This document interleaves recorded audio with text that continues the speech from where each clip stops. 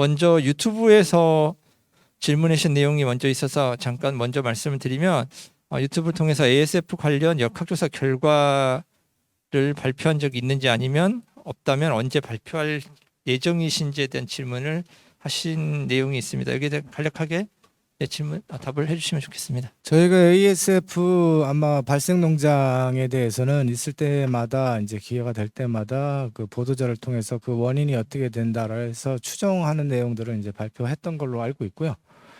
나머지 ASF 역학조사 내용 중에 이제 어떤 내용이 궁금하신지를 추가적으로 또 얘기를 해주시면 그 내용에 대해서는 또 저희의 구제역 방역과가 지금 ASF에 관련한 걸 담당하고 있기 때문에 거기에 대해서 제가 다시 한번 여쭤보고 그런 부분들에 대한 아마 궁금증에 대한 부분으로 이해를 하고 그런 부분이 있으면 알려드리도록 하겠습니다. 네, 알겠습니다. 이제 혹시 그 처음에 얘기하셨던 ASFA 그다음에 HPAI 정부 정책 방역에 대한 내용들 중에 혹시 그 패널 분들 중에 혹시 여기에 대해서 질문이 있으시거나 의견이 있으신 분들 중심으로 먼저 진행을 하도록 하겠습니다. 혹시 관련된 내용으로 질문 있으시면 손을 들어서 표시를 해주시면. 예. 네. 양기업 배철환 회장 안도영입니다. 그 이동식 과장님 농림에서 이렇게 오셨는데 아까 그 윤중홍 수의사 회장님께서 말씀하셨듯이 우리 산란계 농가는 사실은 원래 1,700만 수라는 살처분을 이렇게 하고 나서 굉장히 1년 동안에 지금도 현재 어렵지만은 그로 인해 가지고 병아리값 상승 뭐 아주 굉장히 많은 어려움 가운데 있어요. 그래서 저희가 그 여기 10층에서 여기서 저희가 친환위원회 주관으로 해서 백신에 대한 토론회를 제가 여러 차례 가졌었습니다. 그래서 오늘 다시 이제 윤 회장님께서 아까 발표를 전문가 입장에서 발표를 해주셨는데 정말 항원 평가도 준비되어 있고 그러니까 저희가 늘 주장하던 우리 산란계 농가들은 전국적으로 좀 힘들으면은 특정 지역으로 한번 시범적으로도 한번 해보자. 너무 이게 살처분하고 이로 인해서 어쨌든 여러 가지 파생되는 이런 것들이 굉장히 많기 때문에 굉장히 힘들고 벌써 어제 또 고병원성이 나오다 보니까 농가들은 굉장히 좀 어려운 상황입니다. 그래서 저희가 막는 건 사실 한계가 있고 그래서 과장님 또 오셨으니까 윤정수 수의사님이 이렇게 또 전문가적 입장에서 하셨는데 지역적으로만 좀 어디 할 수 없는 건 여기서 좀 뭐 또 곤란할지 모르겠지만 그래서 그건 어떻게 좀 가능하신지 이게 전체적은 아니래도 예. 그 고병원성 AI 백신에 관해서는 여러 차례 얘기가 나왔었는데 현재 고병원성 AI 백신 관련해서 정부는 크게 한 3가지 정도를 이제 종합적으로 검토하고 있습니다. 그러니까 첫 번째는 이제 실효성 문제고 두 번째는 이제 위험성 문제고 그다음에 세 번째는 선진국 사례를 이제 종합해서 저희는 이제 백신 접종을 현재 단계에서는 고려하고 있지는 않습니다. 이건 다시 한번 분명히 말씀을 드리고요. 그 실효성 문제에 관해서는 뭐 여러 가지 얘기들을 지금 하셨는데 현재 그 제가 여기 하기 전에 간단하게 영국에서 이제 고병원성 백신에 대한 정책을 웹사이트로 다시 한번 훑어봤어요. 거기서도 이제 얘기하는 것은 거의 우리 정부 입장하고 비슷합니다. 첫 번째 AI 종류가 다양하고 변이가 이제 빈번하다. 그래서 유효한 백신을 적기에 공급할 수 있겠느냐. 그리고 그다음에 AI는 지금 오리나 육개나 다른 여러 가지 다 지금 감염이 될 수 있는 바이러스입니다. 그래서 하나만 하고 하나를 안 한다라는 거에 대해서는 실효성에 대한 문제를 심각하게 고려하지 않을 수 없고요. 두 번째는 이게 백신이 접종을 한다고 하면 이 백신 접종한다고 해가지고 바이러스가 100% 차단되는 게 아닙니다. 그렇기 때문에 백신 접종했을 때 무증상 감염에 대한 문제 그리고 상재화 가능성 그리고 변이가 지금 없다고 얘기하는데 이제 이 바이러스 조류인플루엔자 바이러스의 특성은 다른 바이러스와 상대적이긴 하겠지만 빠르게 변이가 일어나고 있습니다. 그래서 그리고 인체 감염성에 대한 문제는 질병관리청이 아직도 그 부분에 대한 우려를 제기하고 있는 상황입니다.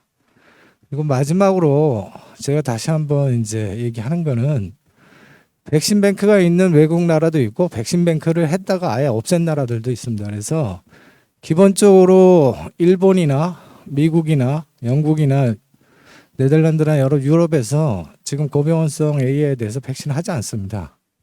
그거는 그 나라들이 그런 AI 백신에 대해서 얘기할 때 그거에 대한 이제 장점도 물론 있겠죠. 그러나 그거에 따른 단점이 너무 많기 때문에 실제 그 나라가 백신에 대해서 몰라서 안 하겠습니까? 현재 단계에서는 그런 것을 종합할 때 이거는 득보다는 실이 굉장히 크기 때문에 이걸 지역적으로는 어떻게 해서 이 방역에 대해서는 실험을 해야 되는 대상은 아닙니다. 그렇기 때문에 현 단계에서는 백신 접종을 고려하지 않고 있다 이렇게 말씀드리면서 또 하나는 이제 저희가 방역할 때 이게 기본적인 방역 수칙이라든지 이런 것들에 대한 것을 먼저 최우선으로 생각하고 이런 부분들의 진행을 해나가겠다. 그래서 방역 논가뿐만 아니라 저희들도 노력을 하면서 이 부분들에 대해서 올해 이제 고병원성 인플루엔자 이 발생을 최소화하고 확산을 방지하는 데 최선을 다하겠다 이렇게 말씀드리겠습니다. 과장님 말씀대로 이제 방역 정책 자체는 그 많은 분이 우려하셨던 그 HPAI 백신의 실효성들입니다.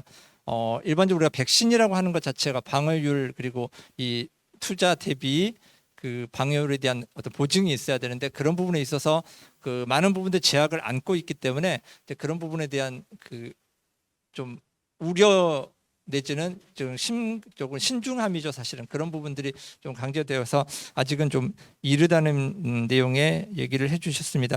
전체적으로 이게 그 과장님 말씀하신 것과 그다음에 주제가 오늘은 HPAI하고 ASF니까요.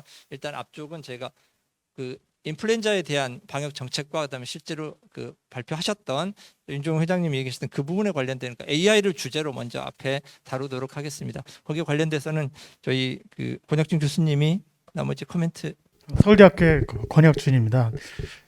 사실 저도 이제 그 이전까지는 백신에 대한 확신이나 이런 게 그렇게 많지는 않았었고요. 이제 방역이 일단 우선이다. 그리고 이제 그 농림부하고 그 관련 이제 분자분들께서 굉장히 많은 노력을 해주셨고 생산자분들께서도 그 경제적인 그런 고통 속에서도 잘 참고 잘 그 협조를 해주신 것 같습니다. 그래서 지금까지 어쨌든 발생하고 근절시키고 또 새로운 바이러스가 또 유입이 되고 하는 그런 과정을 반복을 이제 해왔던 것 같고요. 그래서 많은 분들이 이제 많은 노력을 했다. 그러나 이제는 이제 백신이라든지 이런 부분도 아까 이제 윤종 회장님이 잘 설명해 주셨지만 백신도 이제 상당 부분 많이 준비가 돼 있고 새로운 기술들도 이제 준비가 돼 있다라는 평가도 돼 있고요. 그래서 이제 방역 정책만 고집할 필요는 없겠다. 그리고 그 백신에 대한 부분에 대해서 테스트도 지금 전혀 안 하고 있는 상태거든요. 뱅크만 만들어 놓고 그에 대한 평가라든지 이런 부분이 이제 진행이 안 되는 부분이 좀 아쉬운 부분이 있습니다. 그러니까 한 예를 들면 뉴캐슬병이 고비원성 조인플루엔자가 터지기 전에는 가장 치명적인 그런 바이러스성 전염병이었습니다. 그러나 뉴캐슬병에 대해서는 백신을 해왔었지만 근절하는 게 굉장히 어려웠었습니다. 그러나 생백신을 부화장에서 실시하고 그 다음에 추가적인 이제 프라이밍을 해주고 그 다음에 부스팅으로 사독 5일 백신을 주령별로 필요한 시기에 철저하게 추가 접종을 하고 난 다음에 봤더니 결국은 10년 넘게 지금 뉴캐슬은 발병하지 않고 있습니다. 그 사이에 우리나라 국내 백신 기술도 굉장히 비약적으로 발전이 됐고요. 그래서 신기술을 최첨단 기술을 이용한 백신을 통해서 그런 뉴캐슬병 근절에 기여를 하였습니다. 자, 그런데 지금 저병원성 인플루엔자 바이러스는 백신을 하고 있거든요. H9N2에 대해서 하고 있는데 오히려 이제 산란율 저하라든지 일부 폐사, 그러니까 부분이 있기 때문에 이제 어쩔 수 없이 백신을 시작을 했고 여전히 하고 있습니다. 근데 최근 변이주가 들어왔고 새로운 백신으로 교체 작업 들어가고 있습니다. 그런데 문제는 사독 백신만으로는 부족하다라는 것이고요. 그래서 생백신을 통해서 어린 나이에 프라이밍을 해주고 부스팅, 보강 접종을 해주면 완벽하게 막을 수 있는데 그 프라임 초기에 분무 백신 할 수 있는 기술 자체가 없었지만 이제 그런 기술들이 아까 또 소개를 통해서 말씀을 드린 거고요. 그래서 그런 생백신과 사독 백신을 혼합한 백신을 하게 되면 변이가 생기더라도 어느 정도 막을 수 있겠다. 그러니까 이제 기술은 준비가 돼 있으니 그 기술에 대한 이제 점검이라든지 실제 실증 이런 부분은 필요한 상황입니다. 그래서 제 개인적인 생각은 그래서 백신을 아까 이제 과장님도 말씀하셨지만 뭐 일부 산란계만 할 거냐, 뭐 올인을 할 수도 없는 상황이고 뭐 등등 여러 가지 의견이 많은데요. 이제 언제까지 이렇게 발생하면 또 그 현장에 계신 분들 고생하고 살처분해야 되는 또 오는 그런 정신적인 고통들, 트라우마가 굉장히 크고 뭐 더 이상 묻을 데도 없을 정도로 이제 그런 환경적인 문제들도 이제는 그동안 많이 겪어왔기 때문에 이제 더 이상 이거를 지속할 수 있겠는가라는 그런 이제 의문이 많이 생기고요. 더더욱이나 결국 축산업, 결국 주인은 생산하시는 분들이지 않습니까? 그분들을 위한 정책이 이제는 나와야 된다.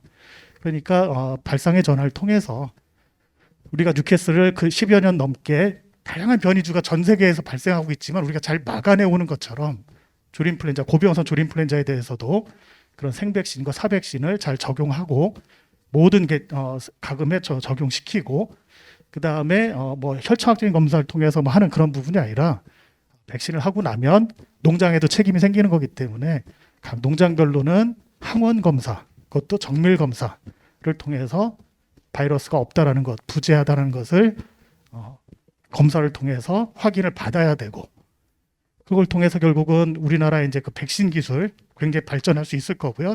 백신 생산할 수 있는 기반도 만들어질 것이고 그걸 통해서 유사시에 그런 동물용으로 썼던 백신 그런 기술과 생산에 관련된 그런 소재 관련된 그런 산업 기반들이 인체 백신 하는데 바로 활용할 수 있을 것입니다.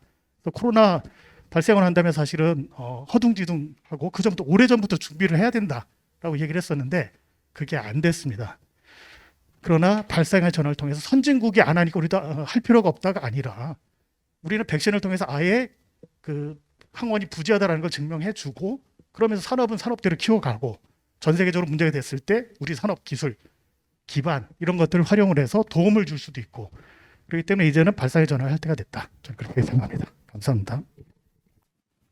네, 권혁준 교수님께서 이제 그 HPAI 백신에 대한 어떤 그 장점들 그리고 어떤 도입의 필요성들에 대해서 언급을 해주셨습니다.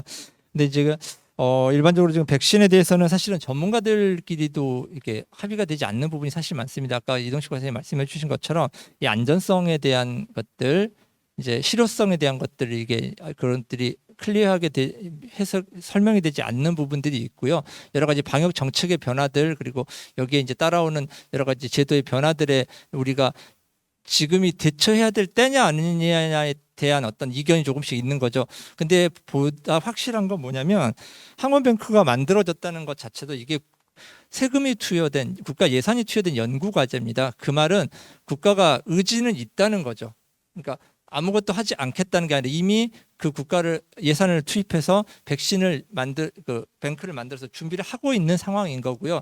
과연 이제 많은 전문가들이 언제가 그때냐가 결정을 해야 되는데 그게 과연 이번 겨울일 거냐 아니면 이번 겨울 상황을 보고 내년이 될 거냐 이제 그런 부분들이 이제 어떤 합의가 필요하고 어떤 그 점검이 필요할 것 같습니다. 혹시 여기에 관련해서는 우리 지자체에서 오셨는데 경기도청 김종훈 과장님 혹시 의견 있으시면. 네, 경기도 동물방역위생과장 김종훈입니다. 우리 경기도의 경우 지난 AI 발생에 따라서 작년도죠. 작년 올해 한 1,472만 수 살처분됐고 그중 산란계가 우리 사육수수의 한 50%인 1,086만 수가 살처분됐습니다. 그리고 최근 5년간 저희가 살펴보니까 한 3,500만 수 살처분됐더라고요. 그러면 5년 동안에 저희 경기도 사육수수 전추가 전부 살처분된 거예요. 그럼 이런 상황에서 우리 지자체, 특히 경기도에서 견딜 수가 있을까 사육 환경이 그런 의구심이 좀 들고요. 그래서 저희도 이제는 세월이 많이 바뀌었고 기술도 발달됐으니까 산란계, 종계에 한해서는 백신 정책을 도입하는데 저희는 찬성하는 입장입니다. 이제 그동안 이제 죽이는 방역을 한 것 같아요. 그래서 이제는 살리는 방역을 하고 싶다. 이게 저희 입장이고요. 다만 이제 뭐 백신만은 능사가 아니죠. 능사가 아니고 또 우리 사육 환경이나 이런 거 보면 또 발생된 농가에서 반복 발생하는 경우가 상당히 있었습니다. 그런 농가에 대해서는 이번에 ASF 이제 발대 방역 시설 도입이 됐는데 그걸 이제 본보기로 삼아서 최소한 중점 방역 관리지구나 반복 농가는 그 정도 시설을 갖춰야지만 입식을 허용해주는 그런 좀 강력한 조치도 필요하지 않을까 싶습니다. 이상입니다. 네, 그 경기도의 얘기를 들어봤습니다. 실제로 그 실제 방역 현장에서 많은 일들을 하고 계시는 분들은 일단 그 백신에 대한 필요성을 체감하시는 것 같습니다. 제한적이더라도. 그리고 농가 차단 방역들도 같이 강조되는 그런 정책으로 추진됐으면 좋겠다는 얘기를 해주셨습니다. 그 저 역시도 산란계 농가를 운영하면서 이제 어쨌든 우리 산란계 농가의 대표된 입장에서 저희들이 정말 이제 방역에 저희가 한계가 왔다는 거를 굉장히 저희들 만나면 회의를 좀 많이 했습니다. 그래서 올겨울에는 심지어 저희가 또 조사를 해보니까 올겨울은 또 살아남아야 되기 때문에 16년, 17년도에 또 그런 게 재현될까 봐. 그러다 보니까 농장들이 특히 경기도 지역 농가들 보면은 전부 다 그 레이저를 설치를 다 했더라고요.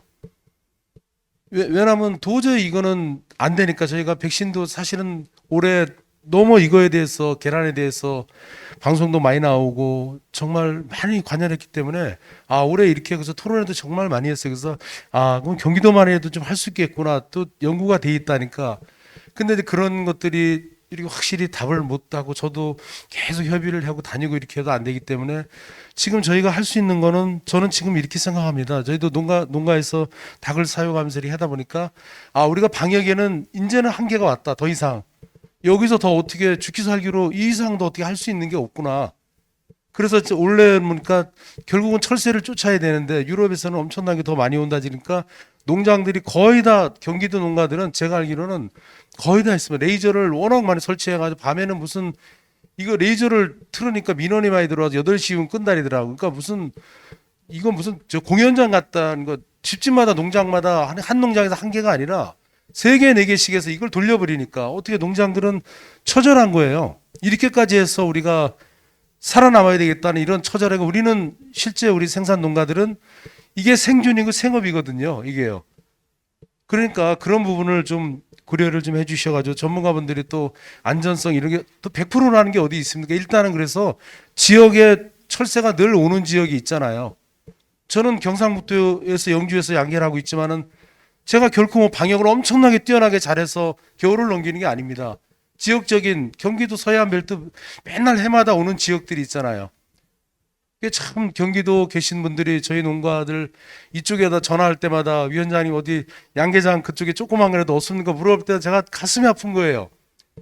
도저히 여기서는 이제 대를 이어서 아들 데리고 양계하고 딸 데리고 이렇게 사위 데리고 하는데 할 수가 없으니까 지난번에 어떤 농가들은 살처분 당해서 그 딸들 둘 데려가서 기절을 했어요. 지금도 이분들이 트라우마에 걸려서 살처분 하다 보니까 지금도 술을 안 드시면은 잠을 못 잔다는 거예요. 그런 얘기 들을 때마다 저희 지역에도 농가들이 경기도 전화가 많이 와요. 작은 농장 좀 좋으니까 난 거 있으면은 소개 좀 해달라고 좀 내려와서 해야 될 때서 여기도 힘들고 어렵습니다. 그렇게 얘기를 했는데 정말 제가 어떻게 보면 산란계 대표 맡은 입장에 너무 답답하고 그렇게 쫓아다니면서 백신에 대해서 좀 지역적으로 해자를 안 되는데 오늘 주제가 새로운 이거 어떤 길을 찾는 거잖아요. 그래서 안 해본 거를 해야 되지 맨날 한 거 하면 새로운 게 아니잖아요.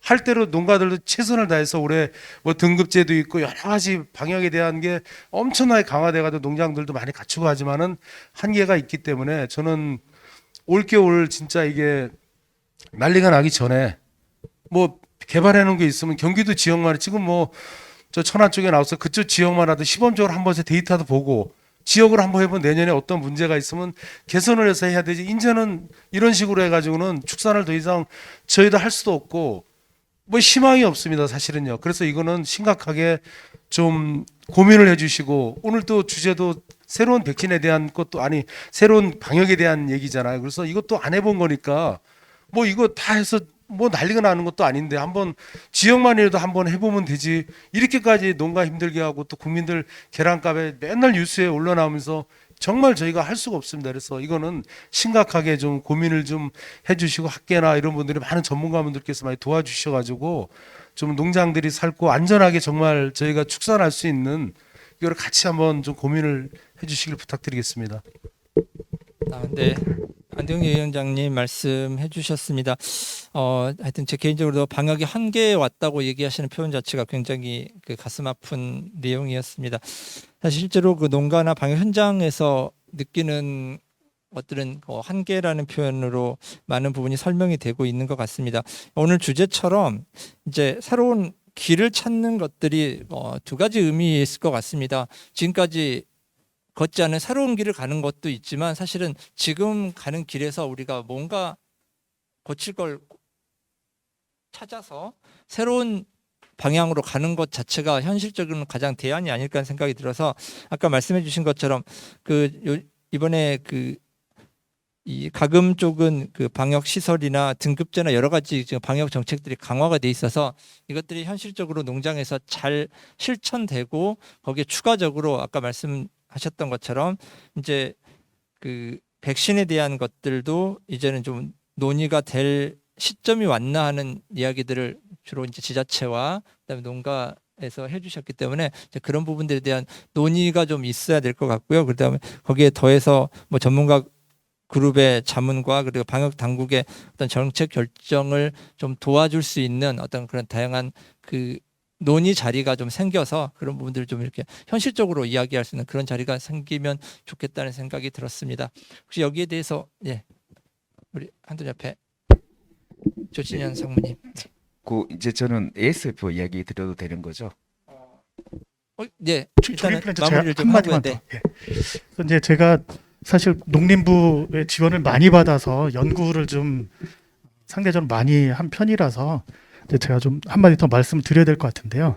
그러니까 결국 이제 농림부는 우리 농민들을 위한 이제 축산 농가들을 위한 부처이고, 근데 이제 저쪽 보건 쪽이나 이제 인체 쪽에 계신 분들은 이제 하도 고병성 조류 인플루엔자에 의해서 인체 감염 사례가 있으니까 그에 대해서 굉장히 이제 그 농림부 쪽에다가도 계속 문제 제기도 하고 의문을 제기하고 그러다 보니까 굉장히 좀 부담이 많아질 것 같다라는 생각을 합니다.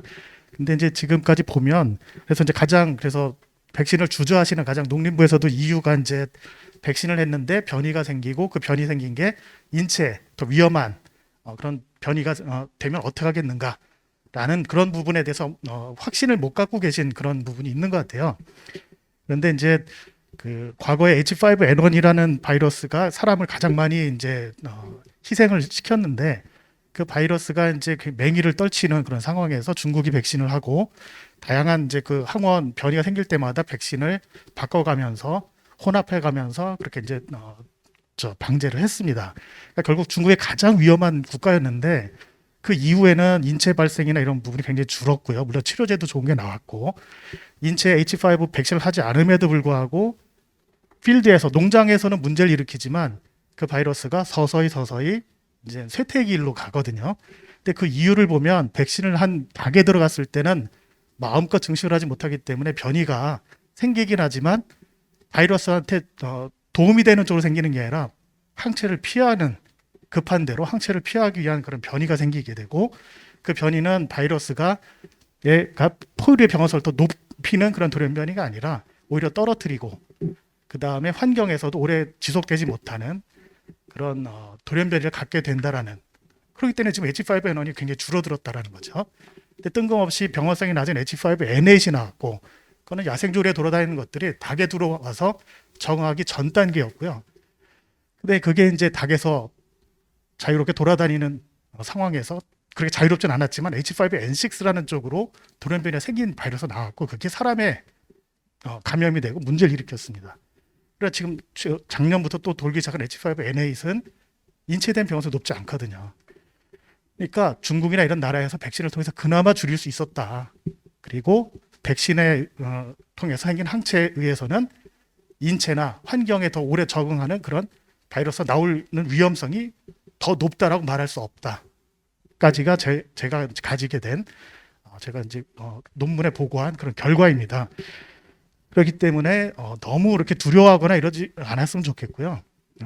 결국 백신이라는 것에 장점이 분명히 있고 코로나 위기도 백신을 극복하게 된 상황이 됐고 그렇기 때문에 백신에 대한 확신을 가질 필요가 있을 것 같습니다.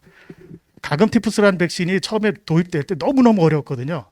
그래서 그 산란계 업계에서는 굉장히 그 위기였었는데 어려웠지만 백신을 하게 됐습니다. 선진국에서 안 한다. 그래 백신에 문제가 있다. 그러나 했습니다. 하고 난 다음에 업계가 살아날 수 있었습니다.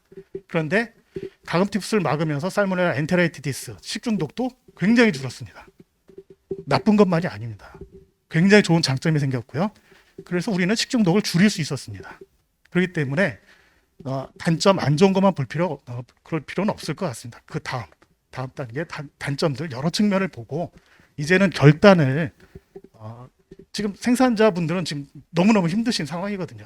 방역 요원들도 너무 힘드신 상황입니다. 그렇기 때문에 농림부에서 결단을 해주시면 그러면은 해결이 되지 않을까 생각하고 있습니다. 네, 뭐 전체적으로 백신에 대한 필요성 그리고 안전성도 얘기를 해주셨습니다. 가끔 이런 자리에서 이런 질문을 받습니다.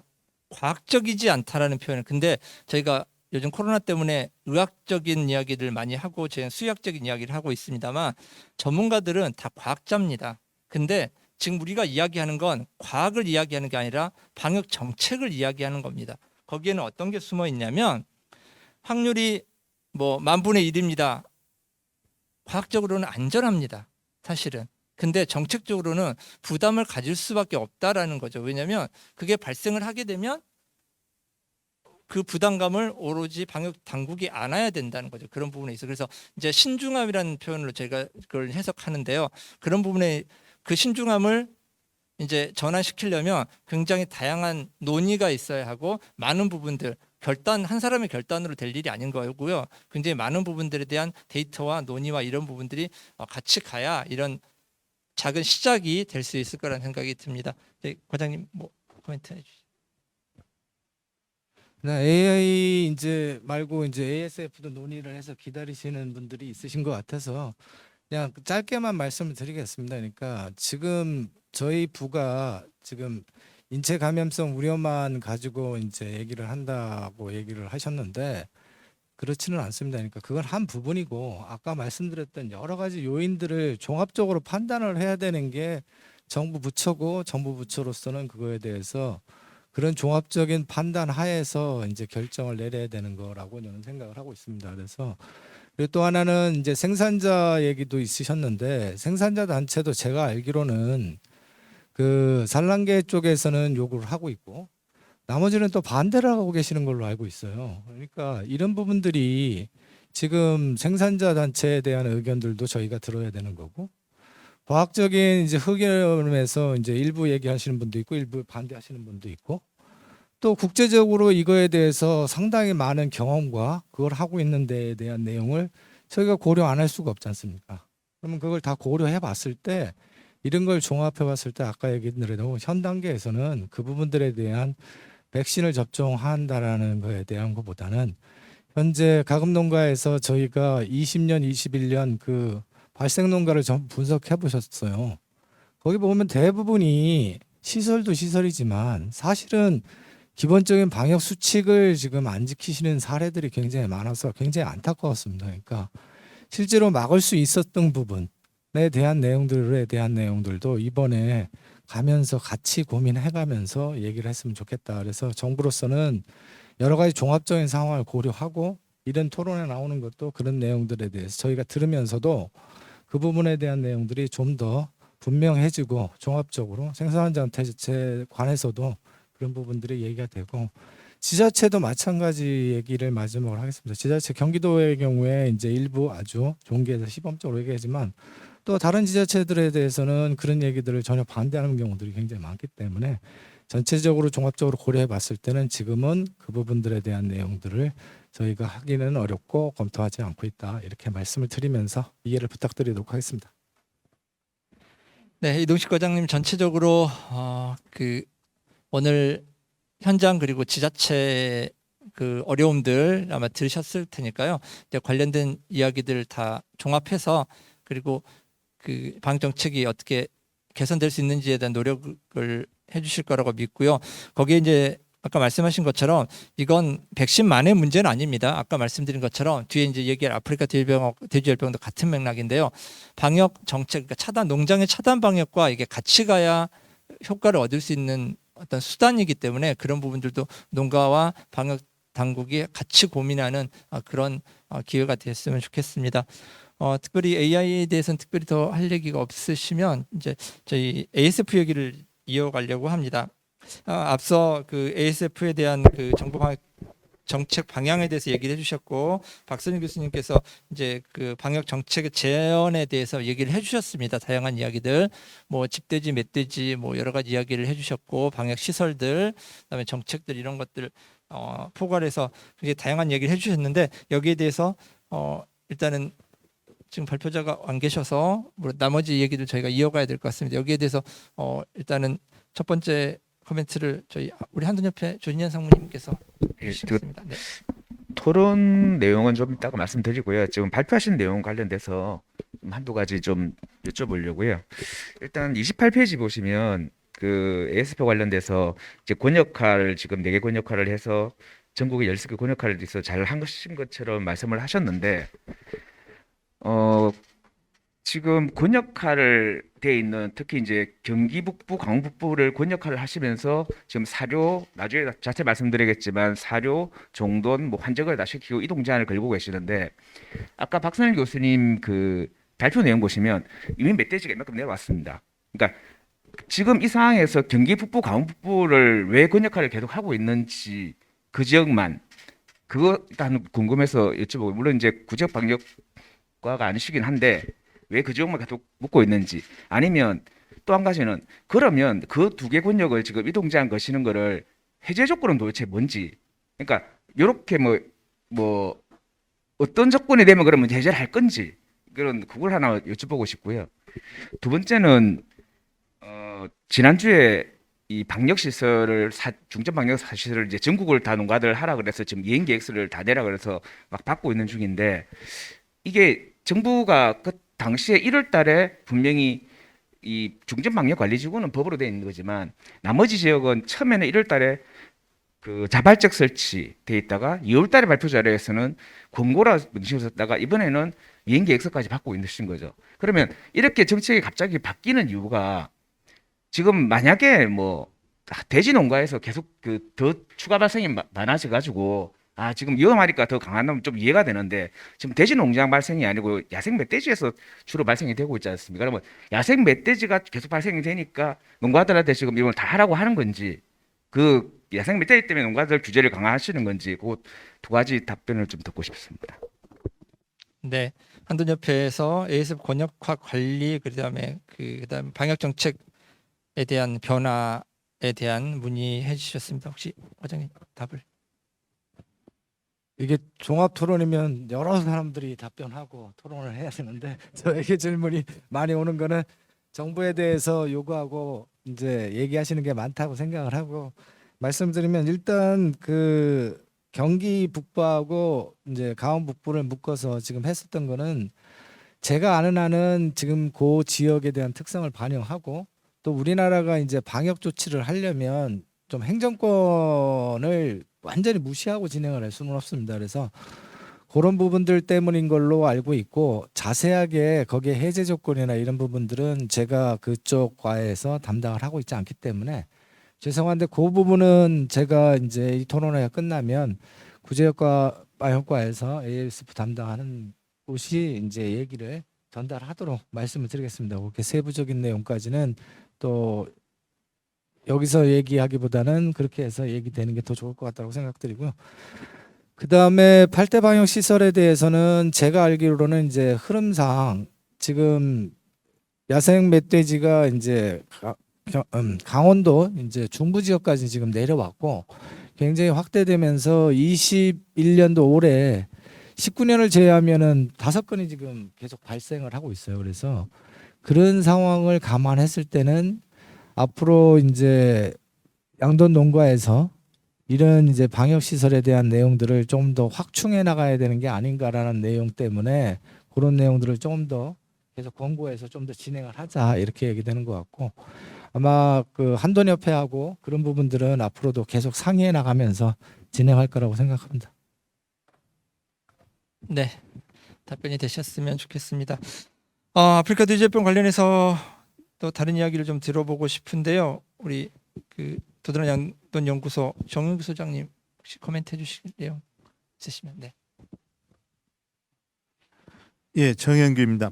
저는 뭐 몇 가지 쭉 말씀을 드리려고 하는데, 일단 방역의 어떤 새로운 패러다임 찾는 게 오늘 목적인 것 같은데, 어쨌든 방역의 목적은 산업을 살리고 또 살리는 거를 지원하는 거지, 방역 자체가 주체가 산업에는 아니기 때문에 어떤 그런 건 또 가져가야 된다는 생각이 하고요. 그다음에 어떤 정책은 상당히, 정책도 그렇고 질병 뭐 예측도 그렇고 상당히 예측이 가능한 어떤 것들이었으면 좋겠다, 이런 생각이 듭니다.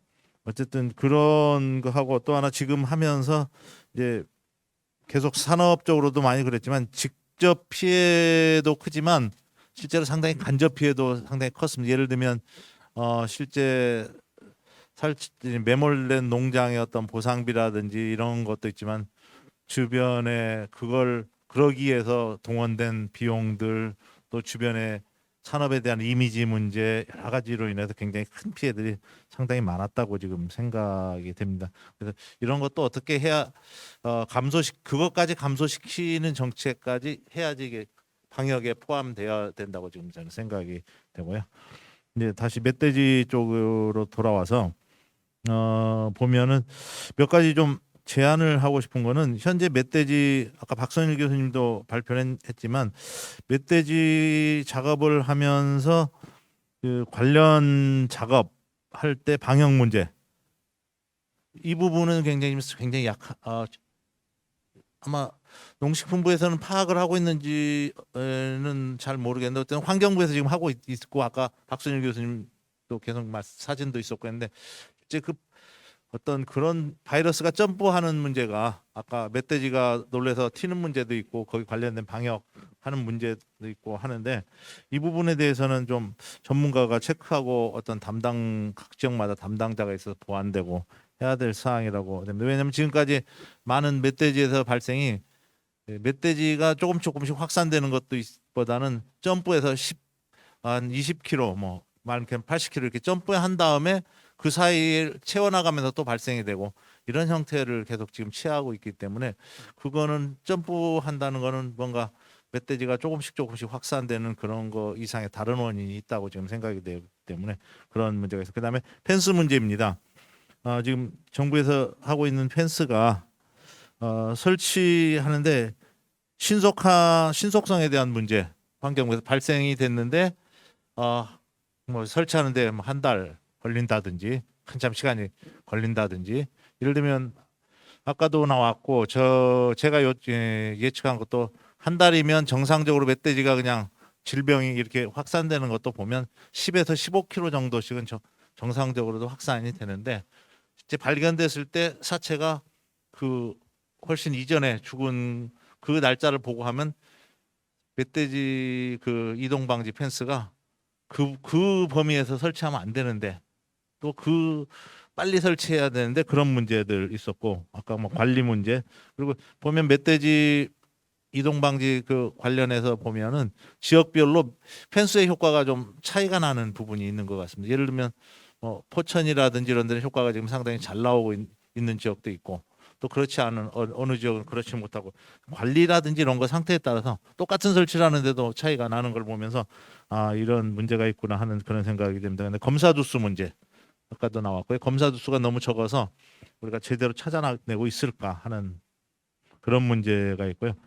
그리고 펜스가 관련해서 한 가지만 더 말씀드리면, 양돈 밀집 지역은 지금까지 한 형태로 보면 선제적으로 미리 펜스를 설치를 해서 좁은 지역에, 지금 단계에서는 전국에 있는 양돈 밀집 지역에는 선제적으로 펜스가 좁은 지역 단위로 해야 효과가 있지 않을까. 그거는 이제 그 다음에 발생 뒤에 다음에 2차, 뭐 3차 이렇게 울타리 하는 거는 그 다음 문제고, 일단 양돈 밀집 지역만이라도 방어용으로 해야 되지 않을까 하는, 굉장히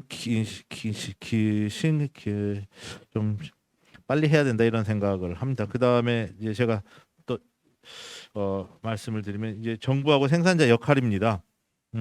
정부하고 생산자 단체 역할인데요. 정부에서는 예를 들면 그런 겁니다.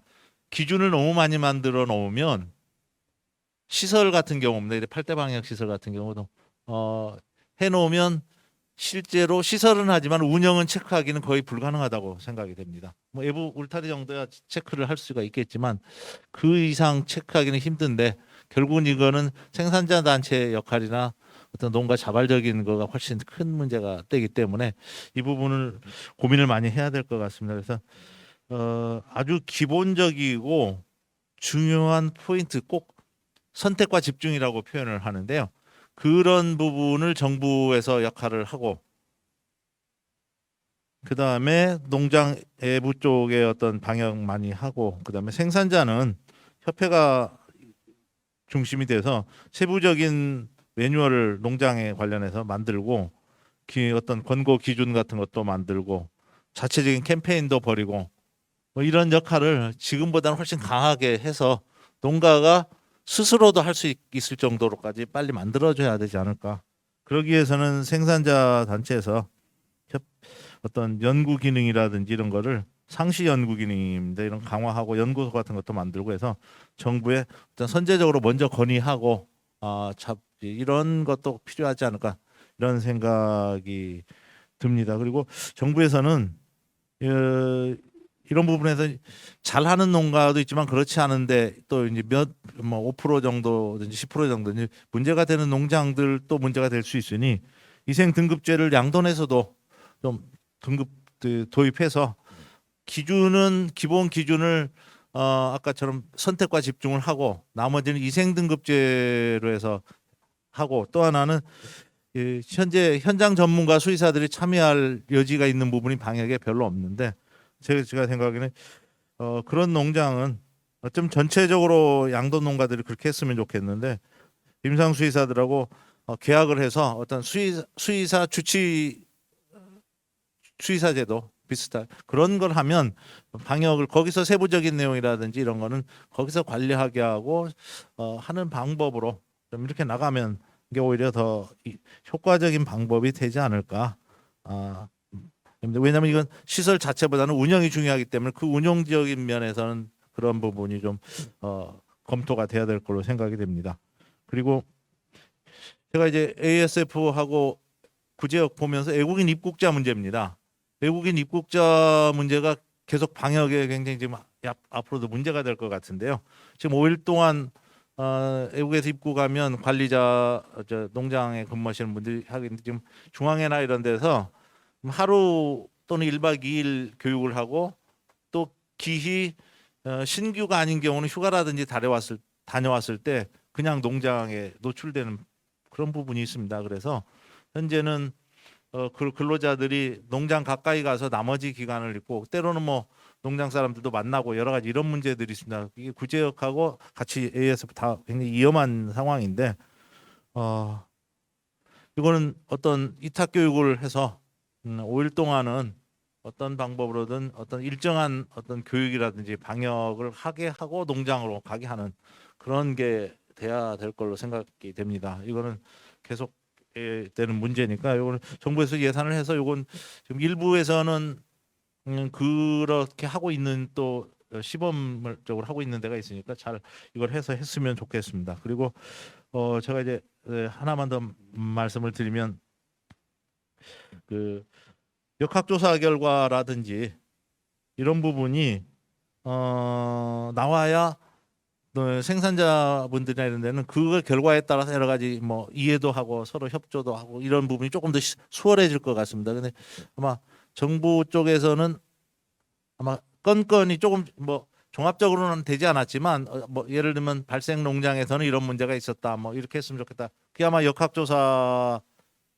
수도 있고 또 하나 몇 건에 대해서는 19년에 발생한 몇 건에 대해서는 큰 틀에서는 이렇게 발표 세미나나 이런 걸 통해서 이렇게 나온 적은 있습니다. 근데 이게 지금 멧돼지하고 관련돼서 지금 계속 문제가 되기 때문에 그러면 환경부하고 농림부가 같이 연계돼 있는 어떤 역학조사 결과가 이건 뭐 돼지만 따로 농장만 따로 나오기는 상당히 힘들고요.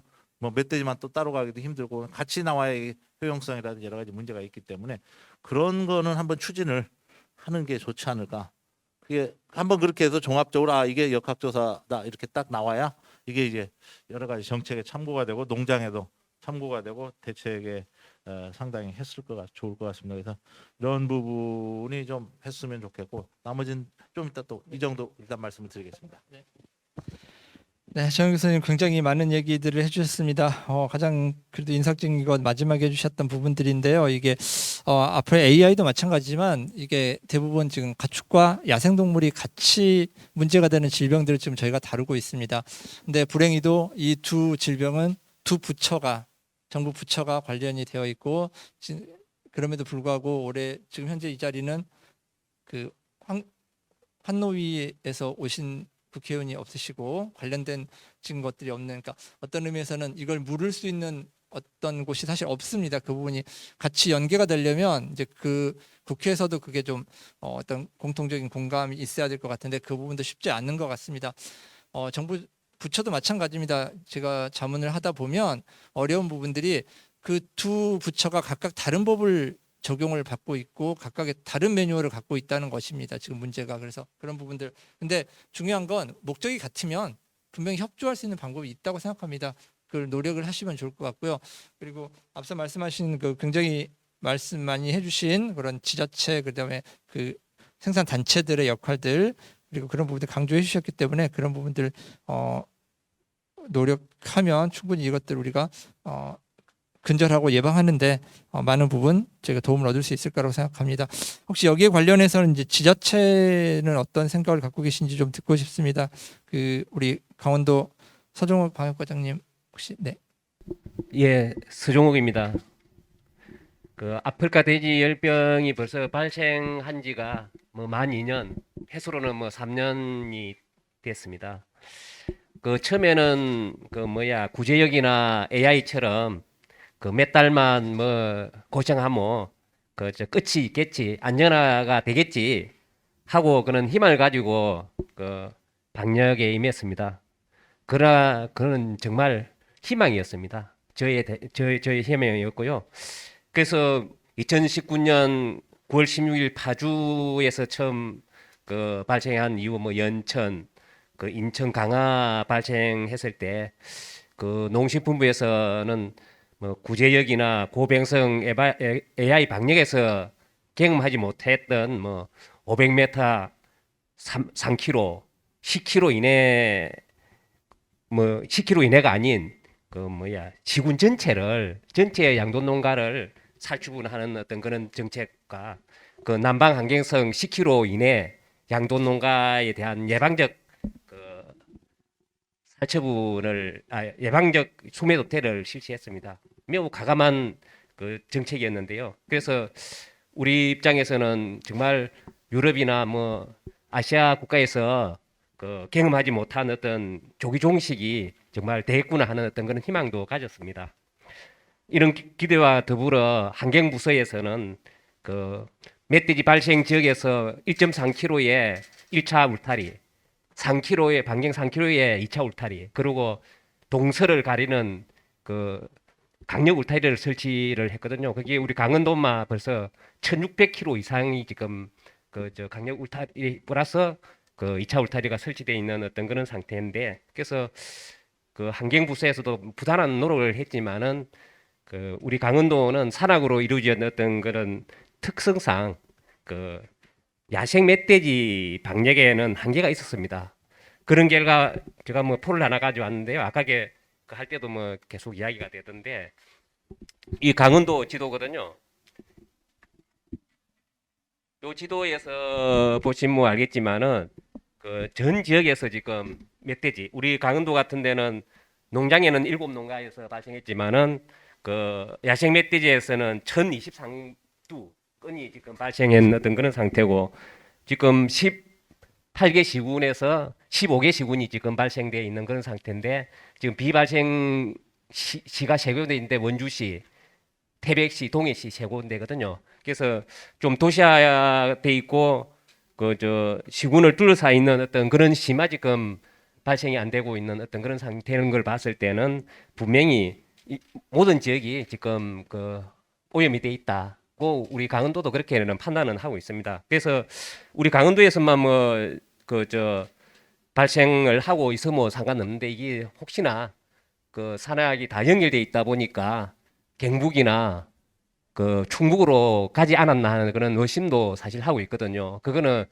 뭐 우리가 워낙 강원도가 힘들게 방역을 하고 있다 보니까 뭐 우리 공무원들이나 일부 농가에서 그런 이야기를 합니다. 아, 이게 빨리 경북이나 충청도로 가야 좀 편해지지 않나 하는 그런 우스갯 소리도 지금 하고 있는데, 그래서 사실 우리 강원도에서 처음 그 이 철원이 보면 저 2019년 10월 11일 날 그 발생하고 하천이 2000년 1월 6일 날 발생을 했거든요.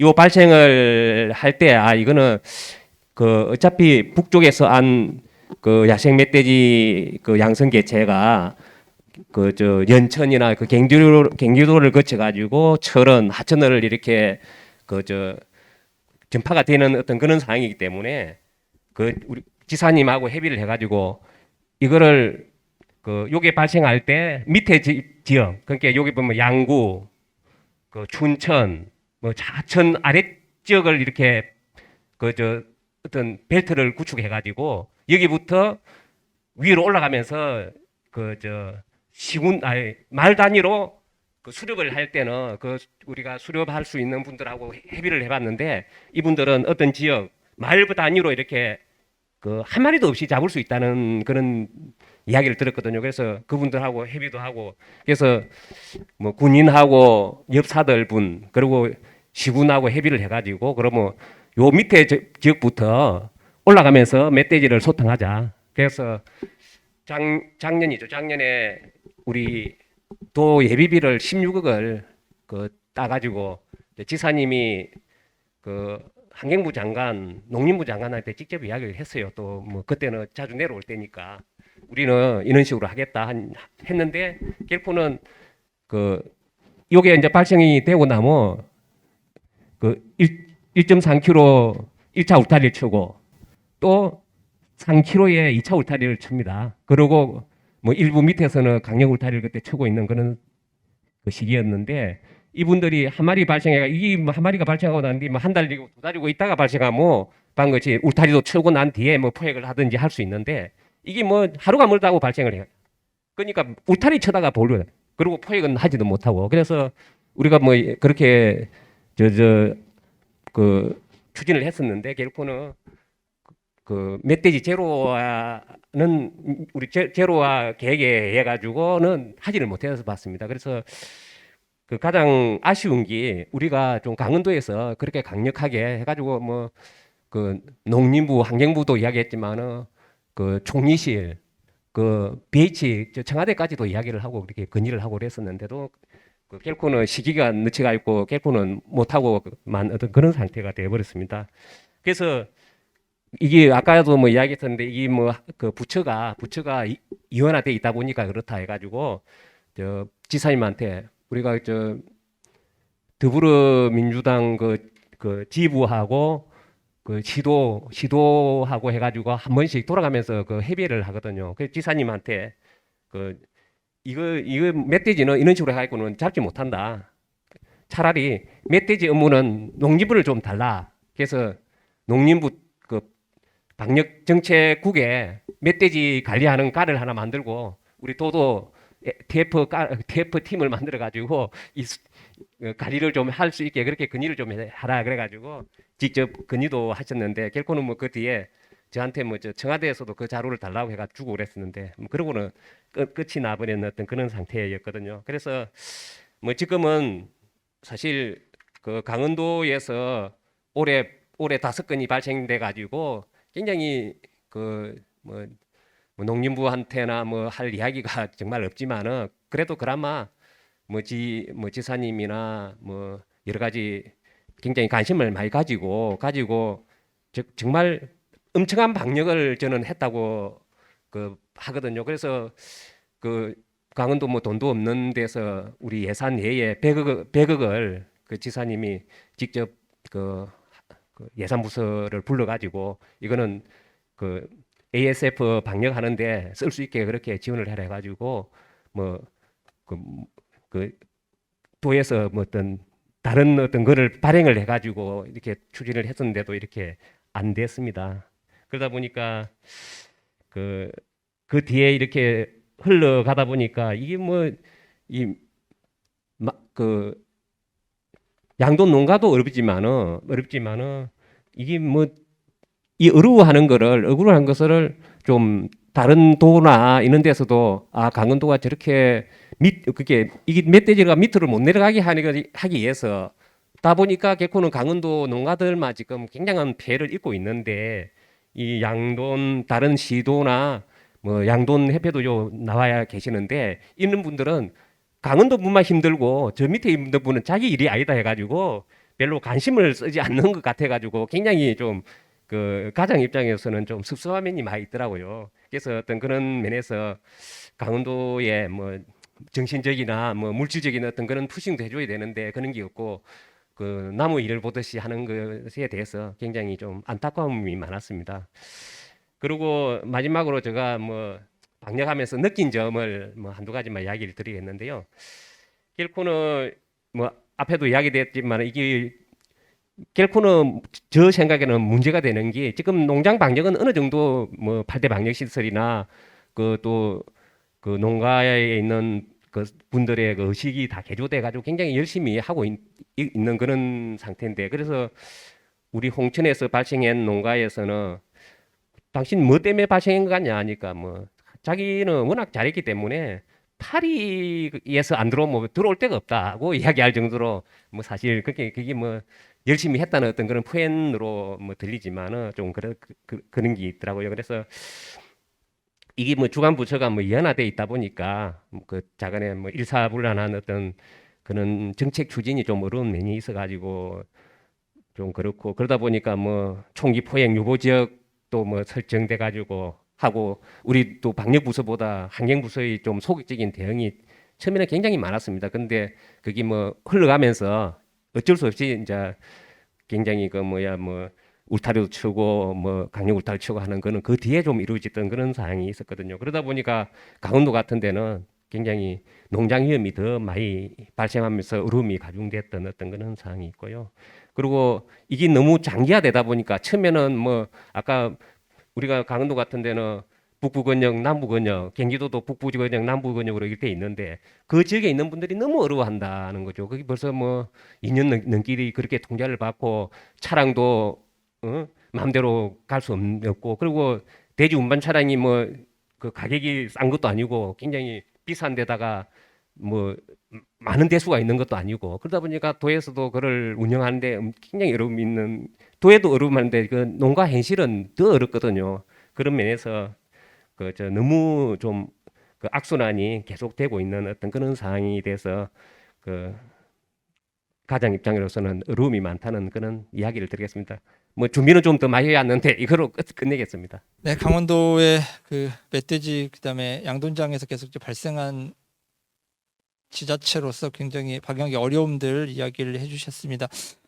전체적으로 저희가 느낀 건 사실은 ASF를 대비를 했음에도 불구하고 생각보다 많은 부분이 우리가 지금 달랐다는 걸, 그러니까 대응을 우리가 예상하지 못했던 부분에 우리가 잘 적절히 대응하지 못했다는 부분이 분명히 인정할 부분들입니다. 왜냐하면 이 질병은 생각보다 많은 부분 늦습니다. 우리가 알고 있던 구지역이나 이런 것처럼 확산이 빠르지도 않고 천천히 움직이는 것이기 때문에 오히려 우리가 그런 부분에 대해서 더 적응을 못했던 게 아닌가 생각이 들었습니다. 그래서 그런 부분에 대한 이제는 이제 저희가 많은 것들을 알게 됩니다. 왜냐하면 이제 매일 이것들을 들여다보시는 분들은 모르시겠지만 이제 저처럼 한 3년 동안 이제 이 한 발짝 떨어져서 양돈장의 방역이나 ASF 이 발병들 쭉 살펴본 사람으로서 느끼는 건 한 3년 만에 양돈장의 어떤 방역 시스템도 좋아졌고요. 이 양돈을 하시는 분들의 방역에 대한 생각들이 굉장히 많이 달라지셨습니다. 사실은. 그래서 이게 피해는 이렇게 주지만 사실은 방역적 측면에서 봐서는 굉장히 우리가 많은 걸 얻었던 그런 지난 3년이 아니었나 생각합니다. 그래서 그런 부분들 우리가 같이 이 경험들을 살려서 이어가는 게 좋을 것 같은데 한 가지 말씀해 주신 것처럼 걱정인 건 지금 발생하지 않는 경기도와 강원도를 제외한 나머지 지자체들이 생각보다 많은 부분들 나름대로 노력은 하시지만 눈높이에 많이 못 미치는 노력들이 좀 걱정이 돼서 지금 사실은 그런 부분에 대해서는 지금 농림축산식품부도 마찬가지고 대한수의사회에서도 좀 지속적인 교육 프로그램이나 여러 가지 좀 강구를 하고 있습니다. 그래서 그런 부분들이 좀 현실화되고 좀 이루어질 수 있으면 좋겠다는 생각이 듭니다. 또 아마 최초 발생지이기도 하고 그 고민을 되게 많이 하셨던 부분이실 것 같습니다. 경기도청의 우리 김종훈 과장님 혹시 네, ASF가 이제 우리 29년도 9월에 파주에서 처음 나왔었죠. 나왔을 때 이제 과연 간염원이 어딜까? 많은 초창기에는 논란이 많았었죠. 많았는데 결국은 야생 멧돼지가 10월달에 하나 민통성 안에서 그것도 다 나오면서 야생 멧돼지다 좀 더 그랬습니다. 그런데 여기서 이제 좀 제가 이제 생각해 볼 게 파주, 김포, 강화, 특히 김포, 강화는 야생 멧돼지가 없습니다. 그럼 왜 나왔을까? 그럼 결론은 이제 어딘가에서 오염물이 왔지 않았을까 그렇게 생각하고 있습니다. 그래서 그 ASF는 야생 멧돼지뿐만 아니라 그로 인한 오염물도 고려를 해야 된다. 그런 차원에서 아마 우리 8대 방제 시설이 나온 것 같고요. 그리고 우리 이제 양동대표에서 말씀하셨지만은 이제 경기 북부 지역은 그동안 한 2년 이상 가품이 있으면서 이제 어느 정도 8대 방제 시설도 뭐 전부 다 살처분한 농가는 시설 없으면 아예 입식도 안 되니까 이제 방역 조치도 어느 정도 좀 그걸 좀 해봐야 되지 않을까. 최소한 경기권은 하나로 묶어주자. 그 대신 8대 방역 시설을 된 농가에 한해서만 그렇게 좀 고려 좀 해 주셨으면 좀 낫지 않을까 싶고요. 조금 전에 우리 조성은 교수님께서 말씀하셨지만 어차피 ASF 야생 멧돼지도 그렇고 우리 AI 철새도 그렇고 야생 근절은 불가능하다고 봅니다. 다만 지연시킬 뿐이다고 저는 생각하거든요. 그러니까 우리 농가에도 어려움이 있지만은 뭐 8대 방역 시설 이라는 명칭이 있지만 어쨌든 방역 시설이나 차단 시설을 좀 더 공고히 해야 되지 않을까 그런 생각을 갖고 있습니다. 이상입니다. 네, 방역 현장에서의 뭐 경험 그리고 어려움들 같이 얘기해 주셨습니다. 혹시 ASF에 대해서 또 코멘트 해주실 것 있으면 네, 우리 최진영 상무님. 아까는 질문 드렸고 오늘 좀 말씀드리고 싶은 거 말씀드리겠습니다. 사실 오늘 방역에 이제 새로운 길을 찾자 했는데 사실 한 번은 저도 이런 말씀 드리고 싶어서 그러니까 새로운 길을 찾기 위해서는 앞에 잘못했던 것들을 한 번은 좀 짚고 넘어가야 되지 않냐 싶은 생각이 들고요. 그래서 사실 저희가 이제 우리나라 ASF가 처음 터진 게 19년 9월이었죠. 그때 이제 그 전에 ASF가 들어오면 어떻게 할지 열심히 SOP를 준비를 했는데 그 SOP는 이제 500m 살처분이었는데 연천, 파주, 전부 시군단이 다 묻었지 않습니까? 다 수면 살처분을 했는데 그때는 처음에는 반대를 했다가도 농가들이 나중에 이제 다 동의를 했던 게 일부 이해도 되는 거죠. 처음에 첫 발생이었고 그만큼 위험하다 해서 제가 일부 동의를 했던 부분이 있는데 문제는 그 이후의 문제들인데요. 좀 말도 안 된다고 하는 내용 한 두 가지 말씀드리려고 합니다. 첫 번째 이제 이 살처분했던 261농가가 1년 6개월 이상 입식을 못했지 않습니까? 못했는데 제가 알기로 현행 법령에도 그 3조의 2보면 이제 질병 발생이 막 위험하거나 전국 확산이 우려되거나 했을 때는 정부가 사육을 제한할 수 있습니다.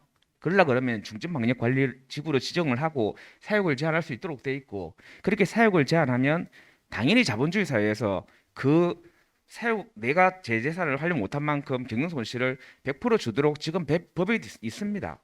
있는데 정부가 뭘 했냐면 보통 제 상식으로 아는 일시 이동 중지는 보통 48시간, 이동 중지 명령은 잠복기 고려해서 한 21일 이런 식으로 떨어져야 되는 이동 제한 명령을 1년 6개월 동안 안 풀고 그래서 재비식을 못 시킨 거거든요. 어찌 보면 편법이죠. 그러니까 원래 줘야 되는 몇천억을 아낀 거죠. 그래서 농가들한테는 생계비 67만 원 주고 결국은 1년 6개월 동안 말도 안 되는 이동 제한 명령 가지고 결국은 사육을 중단시킨 거였습니다. 물론 이거 잘했다고 또 정부는 작년 1월에 했죠. 1월에 농식품부가 정부 부처 최초로 애썼던 것 받았습니다. 이거 사실 농가들 그 피눈물 밟고 정부가 상 받은 겁니다. 사실 이거 편법인 거고요. 그 다음에 지금 그 농가들 아직도 261농가 중에서 118농가 정도밖에 입식 못했습니다. 그리고 입식을 한 농가도 아까 말씀드린 그 이동 제한 조치 때문에 사료 한적하고 정돈 한적하고 분뇨 못 뿌리고 뭐 다 좀 걸려서 저희가 한번 물어봤습니다. 사료가 쭉 들어가야 되는데 환적을 하고 다른 차로 들어가지 않습니까? 그래서 그 차량 기사한테 그 이동 비용 얼마 받으시는지 환적 비용 그랬더니 톤당 25,000원씩 받는다 하시더라고요. 그러면 그 농가들은 사료 쓸 때 키로에 25원 더 내고 쓰는 겁니다. 키로에 25원이면 한 달 사료 보통 일반 우리 평균 두수 기준으로 한 달 사료값 250만 원, 300만 원 더 내는 겁니다. 그리고 추라 지금 다 지정도주장 가지 않습니까? 그러면 지정도주장 가면 지급률 떨어져서 대지값 못 받는 게 보통 두당 8,800원 정도 제가 뽑아보니까 못 받거든요. 그러면 두 개 합하면 그 농가들이 지금 이동 제한 아까 뭐 과장님께서는 뭐 기준은 나중에 물어보겠다 하시는데 지금 경기 부부 강원 부부 아직 계속 지금 2년 넘게 묶어 놓는데 그 농가들이 평균 두수 기준으로 한 달에 아까 그 두 가지만 따져도 600만 원씩 계속 까지고 그 다음에 1년 되면 6천만 원 없습니다. 이제 그렇게 손해를 보면 이 농가들이 돈을 벌 수가 없죠 지금.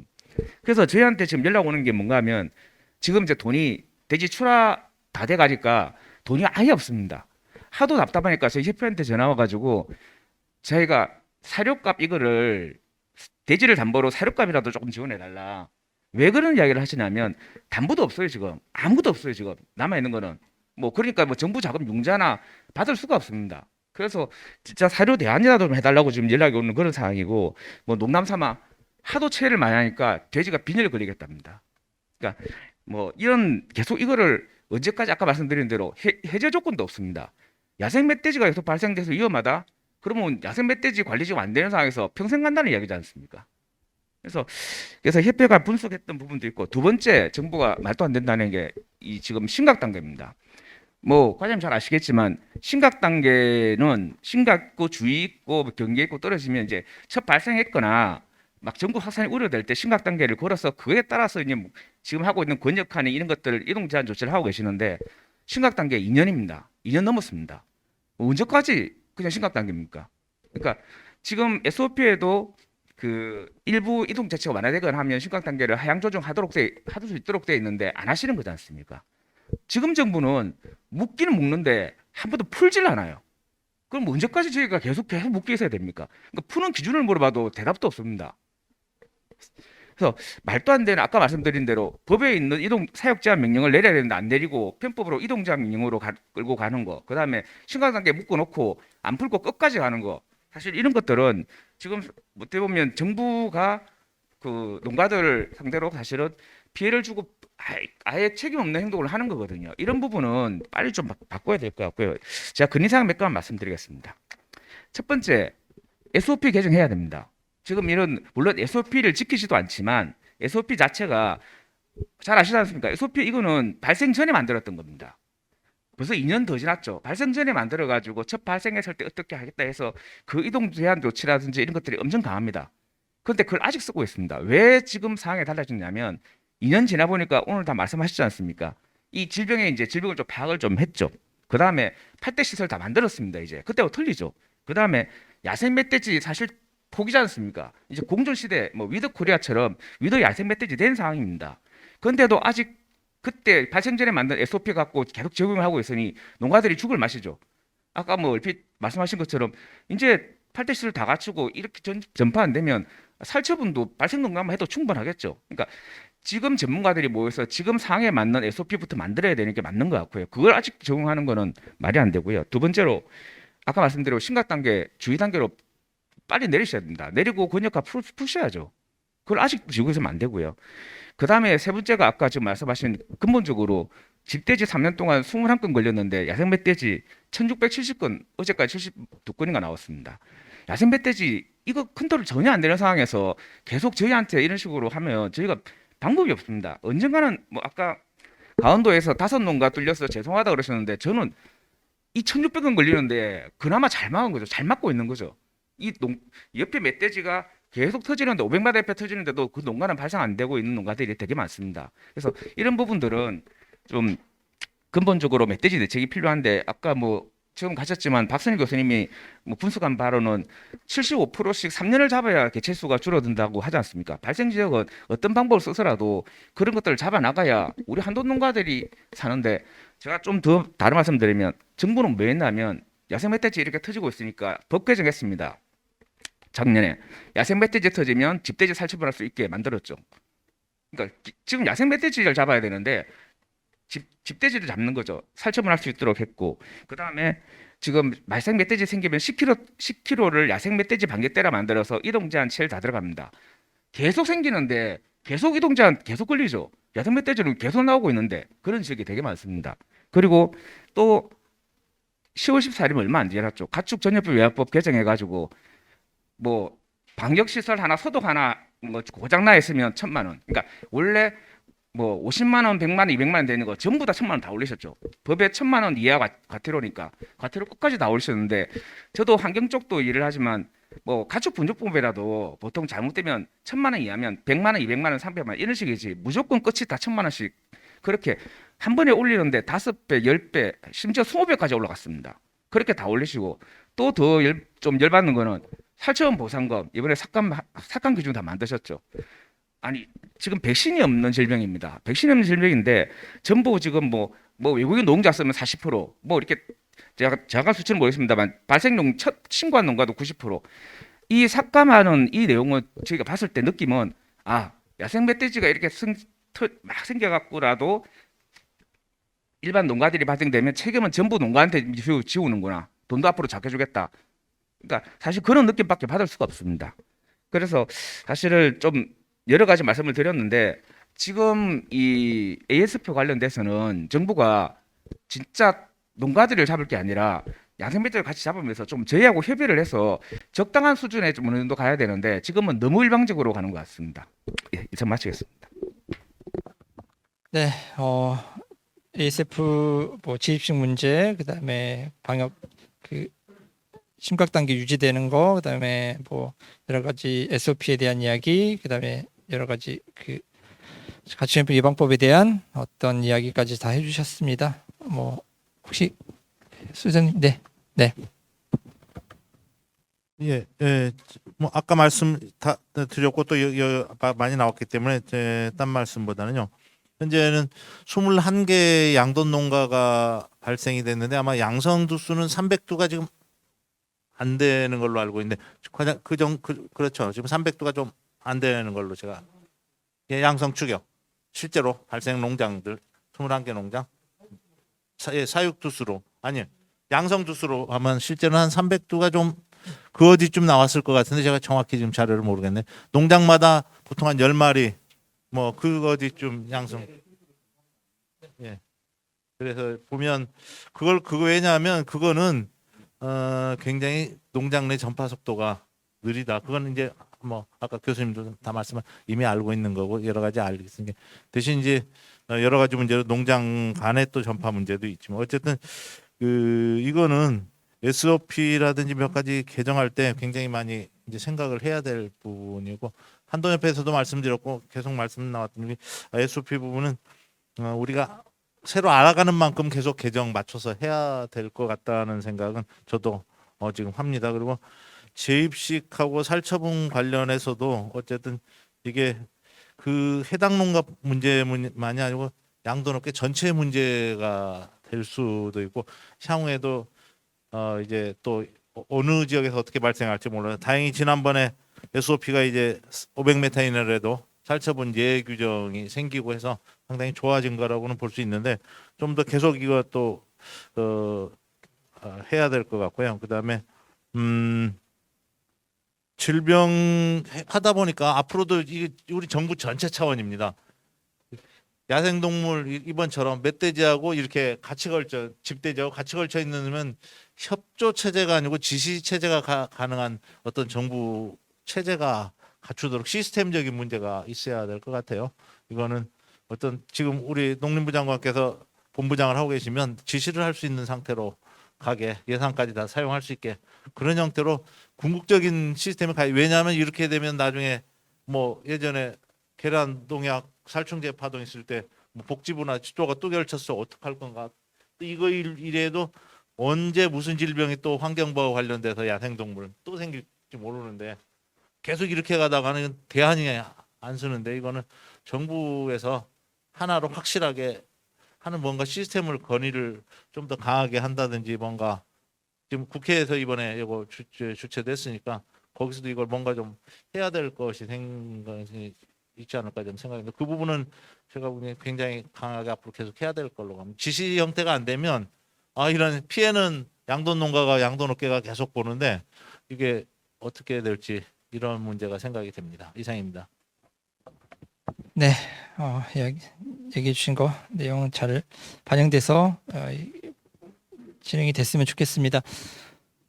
계속해서 이런 얘기를 해드리는데 혹시 네, 플로어에서 손을 드셨습니다. 네, 의견 감사합니다. 뭐 생산자 단체 역할들 강조해 주시는 그런 코멘트였습니다. 뭐 여러 가지 사실은 그 굉장히 많은 부분들을 연구하시고 있고요. 이제 각각 다른 부분에서 노력들을 하고 계시고 결실도 사실 있습니다. 그게 하나로 모여지는 것들이 물론 눈에 보여지지 않아서 그럴 수 있고요. 뭐 좀 대한 수의 사회도 그렇고 그런 입법이나 이런 걸 할 때 코멘트를 되게 많이 해 드립니다. 근데 사실은 제가 하면서 항상 안타까운 건 뭐냐면 실제로 조언을 하지만 그게 100% 다 수용되는 어떤 내용들은 없다는 거죠, 세상에는. 이제 그런 부분에 대한 아쉬움인데 그걸 평가할 때 사람들은 그렇게 얘기할 수 있습니다. 도대체 누가 무슨 얘기를 한 거냐고 물을 수 있는 거죠. 근데 사실은 이야기는 다 했습니다, 저희가. 이제 그런 부분들에서 어떻게 보면 이제 그런 디테일한 것도 좀 챙겨서 저희가 진짜로 원래의 목적을 잘 도달할 수 있는 그런 것들까지 우리가 노력을 더 기울여야 되지 않겠냐는 게 지금 ASF나 HPAI 방역에 대한 그런 생각들입니다. 이제 시간이 이제 많이 남지 않아서요. 전체적으로 오늘 뭐 이야기했던 부분들에 대한 코멘트를 전체적으로 뭐 한 분씩 돌아가면서 이제 클로징을 좀 해주셨으면 좋겠습니다. 혹시 근데 ASF에 관해서 혹시 윤종 회장님이나 뭐 권혁진 교수님 코멘트 하실 얘기 없으신가요? 네네. 그럼 일단 제가 윤종 회장님부터 오늘 발표도 하셨고 HPA에 대해 좀 클로징을 간단하게 좀 해주셨으면 좋겠습니다. 많은 분들이 나와주셨고 많은 생각들이 변했지만 시간이 필요한 일들도 있고 관점이 바뀌어야 되는 부분도 있고 뭐 여러 그 관련인들이 있으니 좀 더 계속적인 논의가 되었으면 좋겠습니다. 네, 기술적인 부분 혹은 뭐 전문가가 필요한 부분은 항상 준비가 돼 있고 그다음에 어떤 경로를 통해서 또 어떻게 얘기가 전달되고 어떻게 해석되는지는 또 우리도 모르는 부분이 있으니 네, 앞으로 계속 관심을 가지면 좋을 것 같습니다. 이상입니다. 저도 잠깐 말씀드리면 시간이 참 많이 흘렀지만 제가 산란계 동가들 또 대표하는 입장에서 저도 또 사육하는 입장에서 우리가 방역 어떤 복지 산업적으로 이거를 좀 같이 좀 저는 가야 된다고 생각합니다. 너무 방역에 치우쳐서 이렇게 가다 보면은 특히 산란계 같은 경우는 일이 또 굉장히 많습니다. 하나만 말씀드리면 선별포장업이라는 제도가 있는데 선별포장업이 농장이 한 500여 농가가 사실은 받았거든요. 그다음에 상인들은 한 800~900명이 재포장이라는 이제 식약처법인데 생기다 보니까 농장에 차단 방역을 해서 들어오지 말아야 되는데 거기를 걸쳐야 계란이 팔을 수가 있으니까 들어올 수밖에 없는 구조예요. 그러니까 너무나 이런 게 답답한 거예요. 이게 그래서 장기적으로 갈 때는 밖에다가 크게 뭐 EPC 개념으로 해서 농장은 생산하고 방역만 전담하고 그쪽으로 가면 거기서 계란을 안전하게 돌려서 제품을 만들어 나가는 구조를 만들어야 되는데 그걸 안 해놓고 농장에서 한 500군데 받다 보니까 들어올 수밖에 없는 구조를 만드는 거기만 걸치지 않으면 계란을 팔 수가 없으니까 해놓고 차단 방역을 한다는 게 너무나 힘든 부분이에요. 그래서 앞으로는 저는 어떤 방역이라든가 또 우리가 복지 이런 게 굉장히 축적마다 많이 나가잖아요.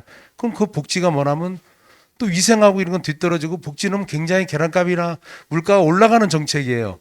지금은 정부는 또 물가를 내리는 정책이고 그러니까 이게 생산 농가들이 아마 전축 중에 그럴 거예요. 어디다 맞춰서 해야 될지 너무 힘든 거예요. 그래서 제가 늘 산란계 농가 우리 회의하면 정말 우리 종합 선물 세트다 농장들이 이 이상 더 진짜 이 정도까지가 더 이상 할 수가 없을 정도로 하는데 그래서 이런 부분들이 우리가 어떤 방역이라든가 또 복지 이런 산업적인 측면으로 같이 좀 고민 좀 해주셔가지고 지금 말씀드린 이런 부분 같은 경우도 어떻게 도로를 차단 방향을 해야 되는데 올 수밖에 없는 구조 같은 거는 좀 도와주셔서 뭐 식약처 설득하든 어디 소비자를 설득하든 해서 밖으로 빼는 시간 이런 거를 좀 만들어 주셔야 우리가 안전하게 생산 농가는 기본이 안전한 축산물을 생산하고 방역에 최우선해서 그것만 하면 우리가 하는 역할을 다 이렇게 하는 건데 산란계 농가 같은 거는 온갖 거를 다 짐을 지고 있는 거예요. 그러니까 너무 힘든 부분이 있습니다. 그래서 이런 부분들이 너무나 어깨가 무겁고 힘이 들으니까 그런 걸 좀 많이 업계에서 도와주시고 다른 축전도 마찬가지일 겁니다. 그래서 이런 걸 같이 한번 고민해서 정말 방역의 어떤 새로운 길을 참 모색하는 이런 마당에서 그런 것까지도 같이 좀 고민을 해서 우리나라 축산이 정말 하나의 어떤 식량 안보로서 살아갈 수 있는 그런 계기가 됐으면 좋겠습니다. 예, 이상입니다. 네. 그 고비원성 조류인플루엔자 뭐 인플루엔자 관련된 방역과 관련해서 새로운 길은 이미 만들어져 있고요. 그것을 갈 거냐 안 갈 거냐에 대한 이제 그 결정이 이제 남아 있는데 그걸 결정하기 위해서는 농림부 혼자서 결정하기는 어려울 것 같습니다. 그러니까 굉장히 이제 부담스러운 그런 결정이기 때문에 그렇고요. 아까 이제 과장님도 지적을 해주셨지만 그 전문가 간의 의견이 왜 다른가? 그 다음에 이제 실효성, 백신의 효과가 정말 있는 것이냐? 변이가 생기면 어느 정도까지 막을 수 있느냐? 그 다음에 돌연변 백신 이후에 돌연변이가 발생해서 인체 위험성이 생기면 어떻게 할 것인가? 그 위험성은 어느 정도인가에 대한 전문가 의견이 다르다라는 그런 부분이기 때문에 결정하시기 어려운 것 같고요. 업계도 오리협회나 이제 그다음에 토종닭 협회에서는 반대를 하시는 걸로 알고 있는데 오리협회 회장님하고 저도 통화를 해봤지만 그 협회장님 오리협회장님도 전문가 의견이 왜 다른가에 대한 부분이 지적이셨고요. 그래서 이제 학교에 있는 입장에서 그 관련 분야를 연구해온 전문가 입장에서 그 부분에 있어서는 이제 의견을 통일하는 그런 과정을 거쳐야 되겠다. 그럼 반드시 거칠 거고요. 자, 그럼 그런 것들 전문가 의견이 일치가 됐고, 그 다음에 업계에서도 백신 정책에 대해서 이제 모두가 다 찬성하는 그런 상황이 되었을 때, 그 의견을 모아서 농림부에 이제 저희가 의견 개진을 했을 때, 그때 백신 정책을 고려해 보실 수 있으실지 제 의견을 여쭤보고 싶습니다. 감사합니다. 뭐 특별히 말씀드리는 것보다 이제 ASF가 백신이 현재는 없지만 아마 1년에서 2년 정도면 혹시 뭐 지금 예측은 개발돼서 여러 가지 사용할 수도 있지 않을까 이런 예측들이 있기 때문에 조금만 더 힘을 내고 했으면 좋겠고요. 이런 어떤 희망적인 정보 또는 이런 백신 같은 거 이런 경우도 정부라든지 협회 이런 데서 좀 더 이렇게 조사해서 자주 전달해주고 정보를 좀 이렇게 전달해주는 그런 것도 있었으면 좋겠어요. 조금만 더 고생했으면 그런 생각인데 같이 격려를 했으면 좋겠습니다. 이상입니다. 네, 아까 정부한테 너무 좀 세게 말씀을 드리긴 했는데 뭐 저희 농가들도 최대한 할 수 있는 것들 하겠습니다. 하여튼 뭐 저희도 많이 노력할 거고요. 대신에 이제 좀 일방통행이 아니고 조금 협의를 하고 같이 좀 노력을 했으면 좋겠습니다. 저희도 뭐 시도 지자체에서 할 수 있는 역할은 좀 할 거고요. 이제 추가로 이제 뭐 우리 생산단체한테 부탁드리고 싶은 거는 우리가 영상회를 많이 하면서 듣는 게 기본 방역 수칙 준수입니다. 항상 또 터진 농가들 보면 기본 방역 수칙 위반으로 아픔도 있고 또 보상금도 많이 깎이더라고요. 요즘은 그런 아픔이 있으니까 그거 좀 잘들 하고 계신다고 하시지만 저희가 보기에는 본인 입장에서만 잘하고 있는 것 같아요. 본인 기준이고 좀 더 좀 높은 수준에서 좀 방역 수칙을 준수할 수 있도록 좀 협조 좀 부탁드리겠습니다. 이상입니다. 작년에 고병원성 AI가 우리 강원도 한 건 터졌는데 그 야생 철새에서는 전체 양생두수의 한 33% 이상 됐거든요. 그래서 뭐 강원도 잘 맞아가지고 한 건 터졌는데 올해도 열심히 잘 하겠습니다. 그리고 아프리카 돼지 열병은 강원도에서 끝났으면 좋겠습니다. 그렇게 될 수 있도록 강원도 열심히 노력하겠습니다. 강원도 양돈 농가 정말 고생하시고 힘드신데 많은 응원 부탁드립니다.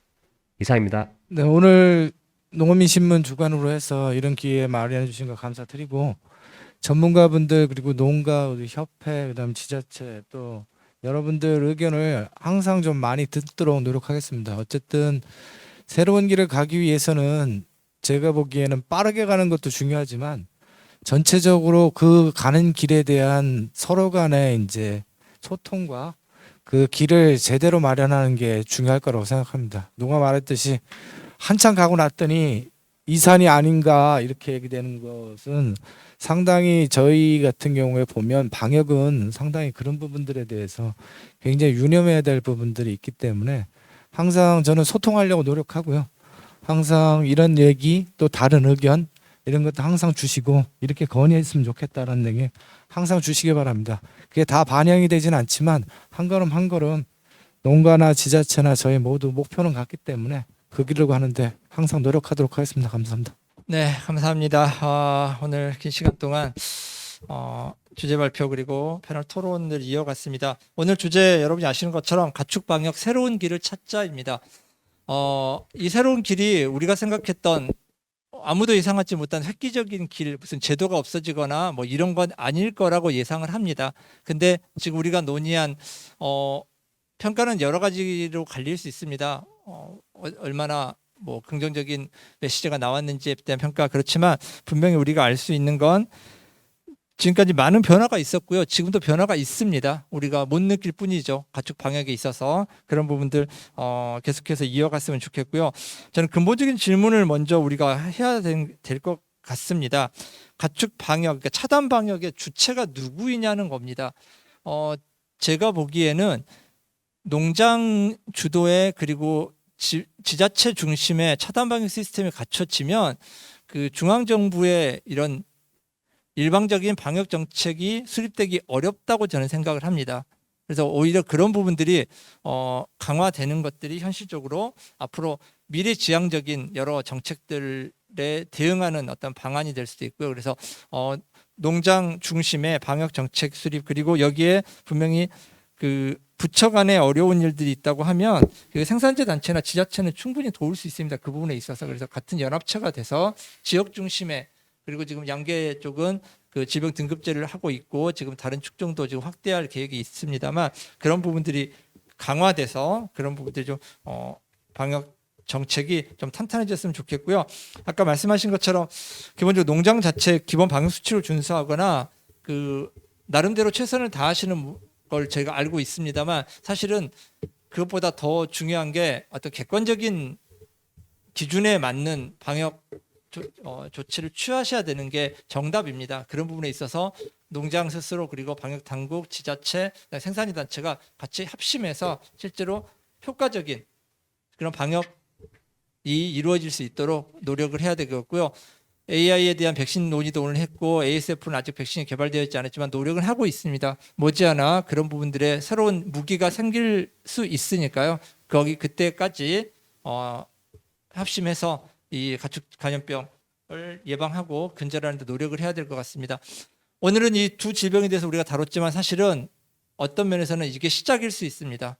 제2의 ASF는 언제든 발생할 수 있습니다. 그런 부분에 대해서 오늘의 우리 이 토론 그리고 지금까지 해온 방역 어떤 절차나 이런 것들 경험들이 앞으로 다가올 새로운 질병에 대한 차단에 충분한 아주 효과적인 밑거름이 될 수 있다고 저는 생각하고 있습니다. 그래서 그런 부분들 합심해서 계속해서 노력했으면 좋겠습니다. 오늘 주최해 주신 그 의원실 그리고 한국농어민신문 주관해 주신 모든 분들께 감사드리고 오늘 발표자 그리고 패널 모든 여러분들께 감사의 말씀을 드립니다. 이상으로 2001년 저희 축산포럼을 패널 토론을 마치겠습니다. 사회자한테 마이크를 넘기겠습니다. 예, 가축 방역 새로운 길을 찾자로 주제로 열린 2021 축산 포럼에 참석하셔서 주제 발표를 해주신 분들과 종합 토론에 참여해주신 분들께 감사 말씀드리겠습니다. 그리고 현장과 유튜브를 통해 관심 있게 지켜봐 주신 분들에게도 감사 인사드립니다. 한국농어민신문은 오늘 토론 과정에서 제기된 문제나 제도 개선 과제들이 해결될 수 있도록 앞으로 더욱 노력하겠습니다. 한농연과 한국농어민신문 그리고 축산업계가 함께 웃을 날이 올 것을 기대하면서 오늘 행사를 마치도록 하겠습니다. 오랜 시간 함께해 주셔서 고맙습니다.